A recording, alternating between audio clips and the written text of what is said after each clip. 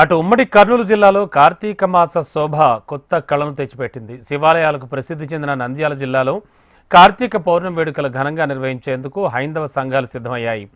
కార్తీక పౌర్ణమి సందర్భంగా నవనందుల విశిష్టత, దేవాలయాల గొప్పతనం చాటి చెప్పేలా నవనందుల ప్రదక్షిణ కార్యక్రమాన్ని భక్తి శ్రద్ధలతో నిర్వహించుతున్నారు.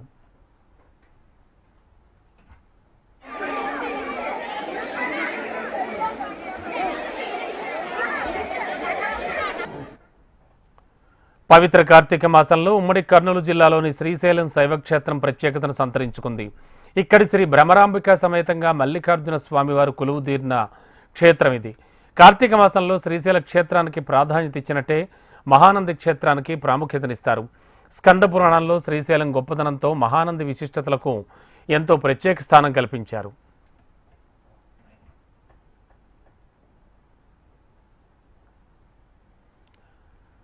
మహానంది క్షేత్రానికి అనుబంధంగా ఏర్పడ్డ నవనంది క్షేత్రాలు నాటి చరిత్రతో పాటు ఆయా క్షేత్ర మహిమలు పురాణాల్లో ప్రత్యేకతను సంతరించుకున్నాయి.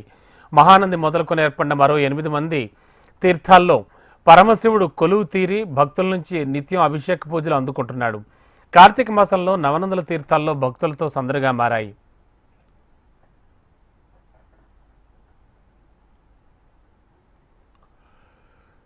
నవనంది క్షేత్రాల్లో ప్రథమనంది, సోమనంది, నాగనంది, సూర్యనంది, విష్ణునంది, శివనంది, వినాయకనంది, గరుడనంది, మహానందులున్నాయి. ఒక్కో చోట ఒక్కో పోరుతో ప్రతిష్ఠించబడ్డ శైవక్షేత్రానికి వైభవంగా సాక్షిభూతంగా భాసిల్లుతున్నాయి. ఈ శైవక్షేత్రాలకు పురాణ విశిష్టత, ప్రాశస్త్యాన్ని సంతరించుకున్నాయి. కైలాస పరిక్రమ, కాశీ పంచకోశ యాత్ర, శ్రీరంగ పరిక్రమ, అహోబిలం నరసింహయాత్ర, అరుణాచలం గిరి ప్రదక్షిణ వంటివి నవనందుల పరిక్రమలో ఉంటాయి. సూర్యోదయం నుంచి సూర్యాస్తమయంలోగా నవనంది క్షేత్రాలను దర్శనం చేసుకోవాలనుకునే నియమం ఒకటి ఉంది. ఇదే విధానాన్ని భక్తులు ఇప్పటికీ పాటిస్తూ వస్తున్నారు.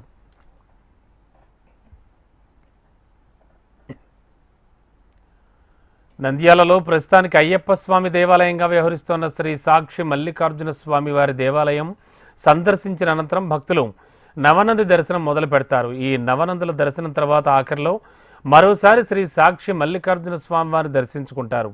దీంతో నవనందుల యాత్ర పూర్తవుతుంది.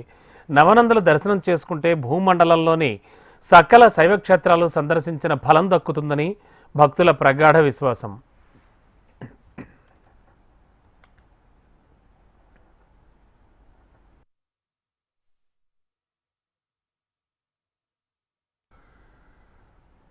ప్రతి ఏటా ఇక్కడి నవనందులను సందర్శించి పూజలు చేసే భక్తులు నానాటికి పెరుగుతూ వస్తున్నారు. మాఘమాసం, మార్గశిర మాసం, కార్తీక మాసాల్లో నవనందుల దర్శనం చాలా పవిత్రమైనదిగా భక్తులు భావిస్తూ ఉంటారు. నవనంది క్షేత్రాల్లో సాక్షి మల్లికార్జున స్వామి, ప్రథమనంది, నాగా సోమానందుల దేవాలయాలు నంద్యాలలో ఉన్నాయి. కృష్ణ, సూర్య, శివనందుల దేవాలయాలు మహానంది సమీపంలో ఉన్నాయి. అదే మార్గంలో వినాయక, గరుడ, మహానంది ఆలయాలున్నాయి.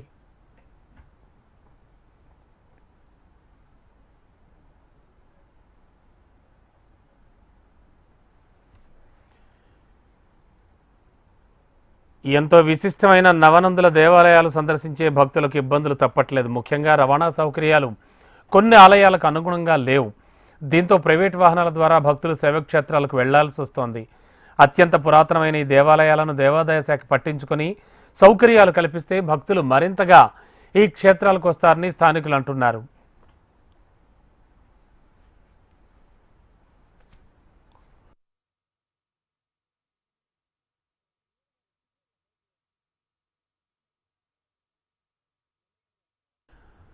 నందుల ప్రదక్షిణ రూట్ మ్యాప్ను పరిశీలిస్తే కార్తీక పౌర్ణమి రోజు వేకువజాము నుంచే ప్రథమ నందీశ్వరాలయం నుండి బయలుదేరి మహానంది వరకు యాత్ర సాగే విధంగా షెడ్యూల్ రూపొందిస్తారు. దారిలో ఆంజనేయ స్వామి గుడి, అమ్మవారి శాల, కాళికమ్మ గుడి, సోమనందీశ్వరాలయం, చెరువు కట్ట దాటాక బంగారుపుట్ట, శివ గార్డెన్స్, బొల్లవరం, తమ్మడపల్లె, అల్లీనగరం మీదుగా ఈ యాత్ర మహానంది చేరుతుంది.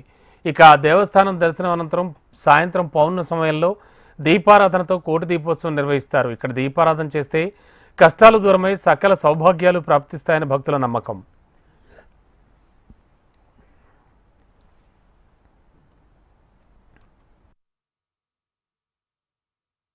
నంద్యాల జిల్లా వాసులు మేమందరము మా జిల్లా ఆ ఊరి పేరులోనే నంది అనే వైబ్రేషన్ ఉంది.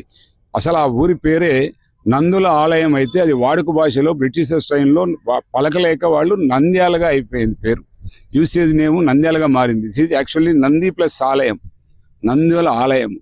9 నవనందులటువంటి ప్రముఖమైనటువంటి ప్రాంతం ఇది. ప్రపంచంలో ఎక్కడ కూడా నందులకు ముఖ్యంగా 9 గుళ్లకు స్థానం ఉన్నటువంటి ప్లేస్ ఒక్కటి మన నంద్యాల.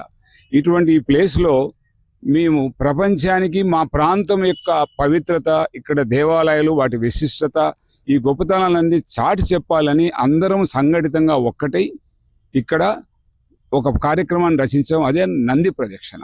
అది రేపు కార్తీక పౌర్ణమి సందర్భంగా ఉదయం 6 గంటలకు ప్రథమ నంది నుండి బయలుదేరి మహానంది దాకా చేరుతుంది. ఇంటాచ్ అంటే Indian national trust for arts, culture and heritage. పురాతనమైనటువంటి కట్టడాలు, సంస్కృతి, కళలు ఏమున్నా వాటిని అన్నిటి కూడా బయటకు తీసుకురావడం అనేది ఇంటాచ్ యొక్క ప్రముఖ ఉద్దేశం.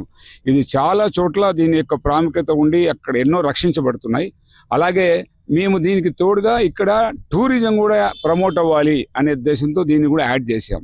దీనికంటే ముందు పార్వేట ఉత్సవాన్ని రాష్ట్ర ప్రభుత్వం తీసుకెళ్లి దాన్ని ప్రభుత్వ గవర్నమెంట్ ఫెస్టివల్గా జీవో 9 తీసుకురావడంలో ఇంటాచ్ కృషి చేసింది. ఇప్పుడు ఈ నంది సర్క్యూట్ అనేది ఎందుకు మన ప్రాంతంలో కూడా దీని ప్రాచుర్యంలోకి తీసుకురాకూడదని అందరినీ సంస్థలను కలుపుకొని అందరం కలిసికట్టుగా అడుగులు వేస్తున్న కార్యక్రమం ఈ నంది ప్రదక్షిణ. ఇక్కడ శివకుమార్ గారు, అలాగే మన గుడి మన బడి వారు సంబంధించిన, మన ఊరు మన గుడి మన బడి వాళ్ళ సంబంధించిన మొత్తం ఆ కమిటీ వాళ్ళు, దాంట్లో నేను కూడా సభ్యునిగా ఉన్నాను. మేము ఎన్నో ఇక్కడ దేవాలయాలు కూడా శుభ్రం చేయడం జరిగింది. ఇలా ఆధ్వర్యంలో రవీంద్ర మరియు బాబురావు మరియు శివకుమార్ సార్ ఆధ్వర్యంలో చాలా బాగా ఉంది, అద్భుతంగా.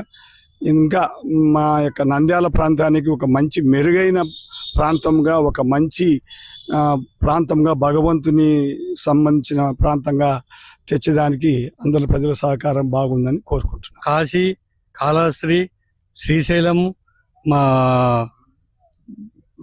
ఈ గుళ్ళన్నీ మనం మంత్రాలయంతో సహా, అహోబిలము, ఇటువంటి పెద్ద పెద్ద గుళ్ళు కాశీలో 10 రోజుల పాటు ఉండి అక్కడ గుళ్ళు శుభ్రం చేయడం జరిగింది.